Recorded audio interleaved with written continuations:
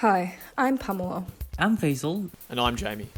Today we'd like to speak to you about the advantages of dynamic configuration over the current static IP configuration we're employing within the company network. We would do this through a protocol known as Dynamic Host Configuration Protocol, or DHCP. Given we possess a large corporate network, there will be a lot of added advantages to using DHCP instead of static IP assignment. As you already know, every end device in the network requires a unique IP address to gain access to that network's resources. Previously, we have had to assign these IP addresses manually by physically entering them into the devices. As our company and our network inevitably grows, we'll need a way to conveniently configure new IP addresses to new end devices. DHCP is the solution to this. Let's look at how it works behind the scenes. There are several ways DHCP can be implemented within a network. Dynamic allocation is used most commonly, both in residential and commercial networks.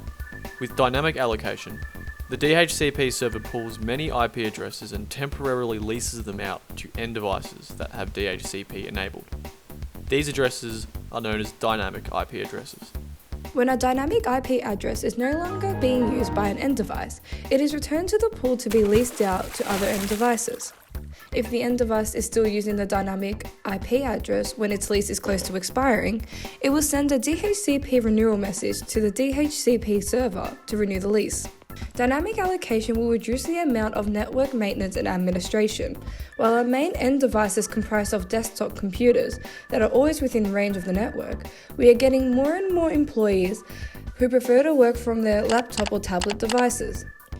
This means dynamic allocation would be an efficient way to handle these particular clients, whose IP addresses may change frequently as they float between different subnets on the network.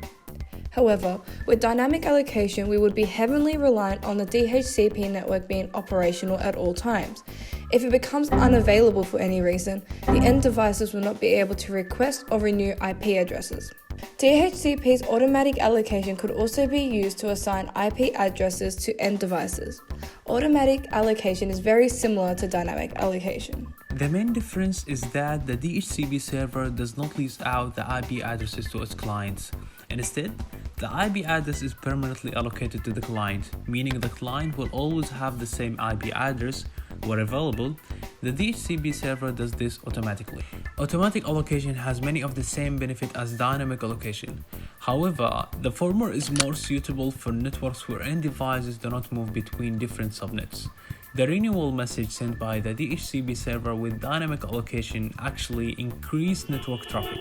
Automatic allocation eliminates this added traffic, which can help speed up the network. The third DHCP allocation method is manual or static allocation. It's similar to automatic allocation in that the DHCP server assigns a permanent address to the client, but it only does so if the client's hardware MAC address is in a database within the server.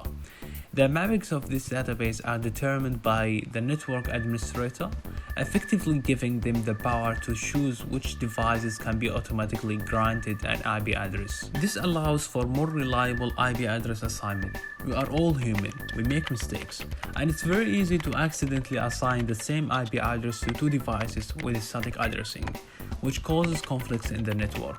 It also restores some address assignment responsibility back to the network administrator, where the other two methods leave it completely to the DHCP server.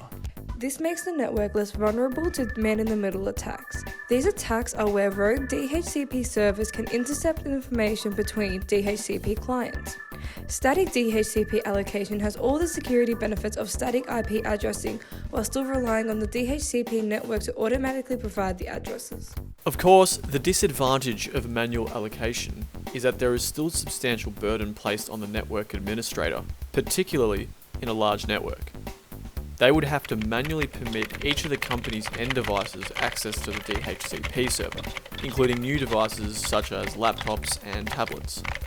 Manual allocation is best used in combination with other allocation methods.